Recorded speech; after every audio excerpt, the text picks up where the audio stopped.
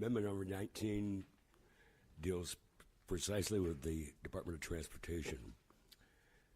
As we all know, the Alaska Marine Highway System has taken more than 14% in cuts just in the past few years.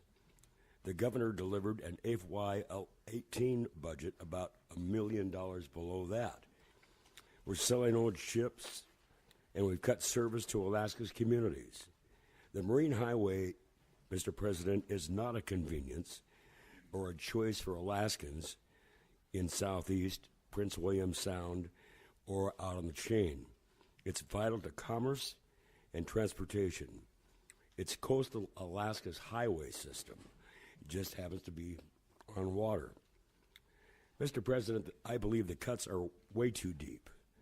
It goes way beyond get more efficient.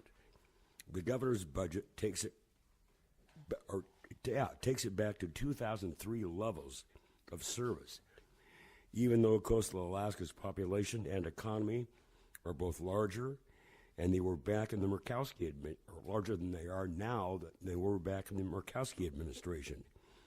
So without this amendment, businesses have less capacity to move freight, Alaskans move fewer vehicles, and fewer independent travelers come up headed for the rail belt. Prices are way up, Mr. President, but ridership isn't down. Take it from a guy who spent 40 years in the private sector. If you cranked up prices and you didn't lose sales volume, well, you're meeting needs, not wants. I love asphalt highways, Mr. President. I want to get one built here in my district. But we don't collect tolls on our asphalt highways like we do on the ferry system. They don't return 35% of their O&M costs like the ferries do. But I'm not going to offer an amendment to collect tolls at the Connect River Bridge that connects Anchorage to the Mat-Su.